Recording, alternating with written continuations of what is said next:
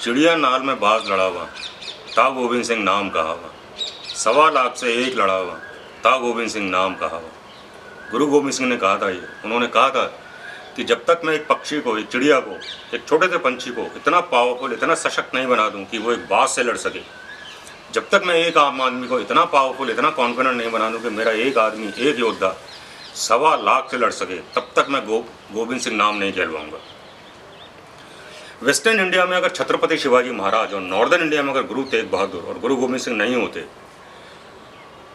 तो northern India से, most likely northern India से सिख तो साफ हो गए होते और हिंदू या तो मारे गए होते या उन्होंने इस्लाम कबूल कर लिया होता मुगलों के हाथों, बेसिकली औरंगजेब के हाथों।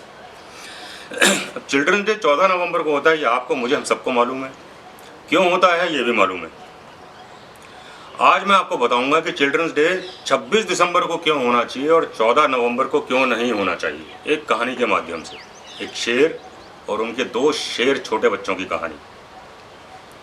सिखों और मुगलों के बीच चमकौर की गढ़ी में, चमकौर एक जगह है पंजाब में, चमकौर की गढ़ी में एक भयानक युद्ध हुआ था जिसमें 40 सिख 1.25 मुगलों से लड़े थे और उस युद्ध में ज़्यादातर सिख मारे गए थे और गुरु गोविंद सिंह के 2 बड़े बेटे, बाबा अजीत सिंह जो सिर्फ 17 साल के थे और बाबा जुझार सिंह जो उस समय सिर्फ 13 साल के थे, उन दोनों ने अपने अपने प्राणों का बलिदान दे दिया था।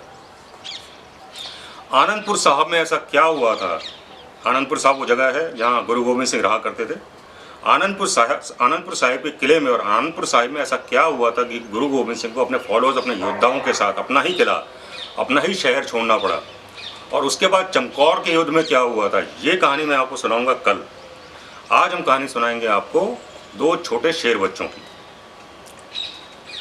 गुरु गोविंद सिंह सिखों के 10th गुरु थे। गुरु तेग बहादुर जो कि 9th गुरु थे, उनके बेटे, और उनकी माता का नाम गुजरी देवी था। गुरु गोविंद सिंह सिखों के 10th गुरु थे, 9th गुरु गुरु तेग बहादुर के बेटे। गुरु गोविंद सिंह ने 13 युद्ध लड़े थे मुगलों के साथ, बेसिकली औरंगजेब के साथ, and he won most of them. और history books don't tell us this, हमारी हिस्ट्री बुक्स में ये नहीं बताया जाता। हिंदुस्तान के हर आदमी को, हर बच्चे को ये कहानी पता होनी चाहिए, पर शर्म की बात है कि ऐसा है नहीं।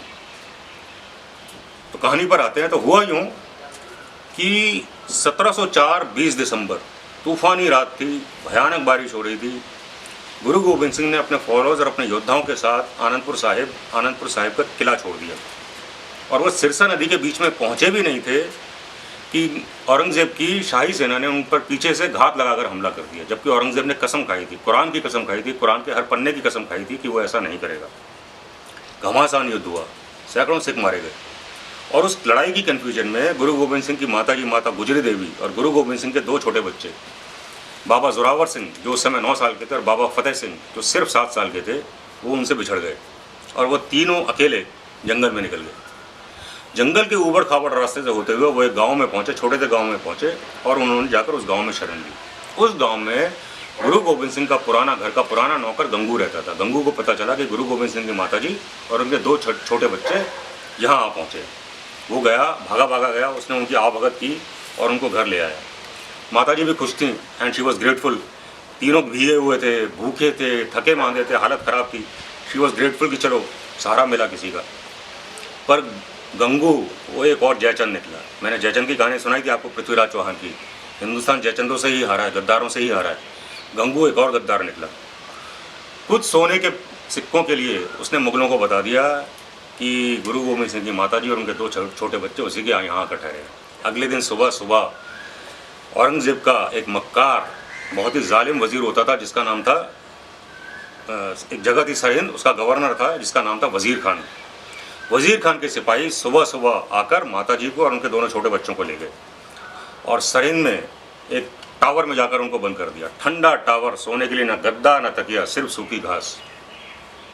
सुबह वजीर खान के सिपाही आए और उनको सरहिंद के किले में ले गए वजीर खान से मुलाकात करवाने के लिए। किले का जो मेन दरवाज़ा होता है बड़ा, वो बंद था और एक छोटा सा दरवाज़ा जो नौकरों के लिए होता है, जिसमें एक छोटा बच्चा पूरा सीधा भी नहीं जा सकता, घुस के जाना पड़ेगा, उसमें से निकलना था।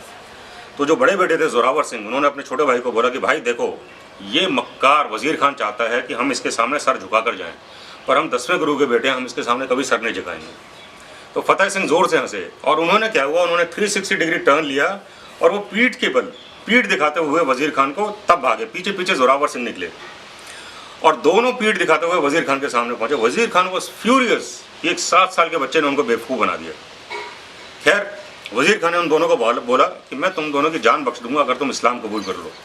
तो जोरावर सिंह ने ज़ोर से बोला ताकि सबको सुनाई दे। बाबा जोरावर सिंह ने बोला कि हम 10वें गुरु गुरु गोबिंद सिंह के बेटे हैं और हमारे दादा का नाम गुरु तेग बहादुर था। हमें मौत से डर नहीं लगता। हमारी मौत देश में ऐसी चिंगारी जलाएगी कि तुम मुगलों के यहाँ से पैर उखड़ जाएंगे और तुमको भागना पड़ेगा। वजीर खान को इतना गुस्सा आया कि एक 9 साल का बच्चा उससे इतनी लंबी बात कर रहा है। उसने हुक्म दिया अपने सिपाहियों को कि दोनों बच्चों को टॉर्चर किया जाए और उनको जिंदा दीवार में चुनवा दिया जाए। सिपाही उनको एक दीवार के पास ले गए जहाँ उसके सामने ईंटों की दीवार बनाई जा रही थी और दोनों बच्चों को वहाँ खड़ा कर दिया गया साइड बाय साइड और स्पेशल इंस्ट्रक्शन दी गई कि उनकी छाती दीवार से छूनी चाहिए ताकि उनको तकलीफ ज़्यादा हो। 2-3 दिन ये चलता रहा, टॉर्चर होता रहा। हर रोज़ आके वजीर खान पूछता था कि अगर तुम तैयार होते हो इस्लाम कबूल करने के लिए तो मैं तुम दोनों की जान बख्श दूंगा। दोनों मना करते रहे। जब वो ईंटों की दीवार उनकी चेस्ट तक पहुंच गई, उनकी गर्दन तक पहुंच गई, तो वजीर खान ने अपना ऑफर फिर दोहराया। इस बार बाबा फतेह सिंह बोले कि हमें मौत से डर नहीं लगता, हमें मौत से डराने की कोशिश मत करो। वजीर खान ने ऑर्डर दिया, वो दीवार पूरी चुनवा दी गई। दोनों बच्चे बेहोश हो गए और उन्होंने अपने प्राणों का बलिदान दे दिया। माता गुजरी देवी जो टावर में कहीं और बंद थी, उनको जब पता चला कि उनके दोनों पोते उन्होंने अपने प्राण दे दिए तो उन्होंने भी अपने प्राण छोड़ दिए।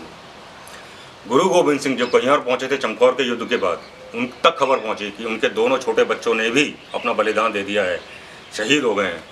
उनकी आंखों से एक आंसू नहीं निकला, उनके चेहरे पर शिकन तक नहीं आया। उनका दिल रो रहा था पर उनके चेहरे पर शिकन तक नहीं आई। जहाँ इन दोनों बच्चों को जिंदा दफनाया गया, जिंदा दीवार में चुनवाया गया, आज वहाँ फतेहगढ़ साहब का गुरुद्वारा है। तीर्थ स्थान है एक तरह से। मत्था टेकने ज़रूर जाइएगा और अपने बच्चों को ज़रूर लेके जाइएगा। तो ये जो हुआ था, ये जो किस्सा हुआ था, ये 26 दिसंबर के दिन हुआ था। 25 दिसंबर को क्रिसमस के दिन जब हम एक दूसरे को मेरी क्रिसमस विश कर रहे होते हैं, गिफ्ट्स दे रहे होते हैं, उस दिन गुरु गोबिंद सिंह का पूरा परिवार, उनके चारों बच्चे देश के लिए, अपने धर्म के लिए, धर्म की स्थापना के लिए, धर्म को बचाने के लिए शहीद हो रहे थे। अब आपको समझ आ गया होगा कि जो मैं कहना चाह रहा था कि चिल्ड्रंस डे 14 नवंबर को नहीं 26 दिसंबर को क्यों होना चाहिए। उसके 2 रीज़न्स हैं। एक तो ये कि ये सबसे बड़ी श्रद्धांजलि होगी उन दोनों छोटे बच्चों को, और दूसरी बात, उससे भी बड़ी बात, कि 26 दिसंबर को अगर चिल्ड्रंस डे होगा तो हर आदमी को, देश के हर आदमी को, हर बच्चे को पता चलेगा कि 2 बच्चों ने कैसे अपने प्राणों का बलिदान दिया था देश के लिए, अपने धर्म के लिए। अगर मान लो आपसे कोई, किसी से भी कोई पूछता है, आज के बच्चों से पूछता है कि भाई 14 नवंबर को चिल्ड्रंस डे क्यों होता है, तो वो यही बोले ना कि भाई किसी चचा का बर्थडे होता है। और अगर 26 दिसंबर के दिन होगा, 26 दिसंबर को पूछा जाएगा कि भाई चिल्ड्रंस डे क्यों होता है, तो वो बोलेगा गुरु गोबिंद सिंह के 2 छोटे शेर बच्चों ने अपना बलिदान दिया था। तो आप बताइए क्या ज़्यादा सूटेबल है, एक चचा का बर्थडे या 2 शेर बच्चों का बलिदान। तो आज की कहानी इतनी, आज की कहानी मैं यहीं ख़त्म करता हूँ। कल हम चमकौर के युद्ध की कहानी लेकर हाजिर होंगे, जिसमें हम बताएंगे कि गुरु गोबिंद सिंह के दूसरे 2 बड़े बेटे, उन्होंने कैसे, चमकौर के युद्ध में क्या हुआ था और उन्होंने कैसे अपने प्राणों का बलिदान दिया था। तब तक हमें आज्ञा दीजिए, कल हम फिर हाजिर होंगे। तब तक के लिए stay home, stay safe, take care, bye, thank you.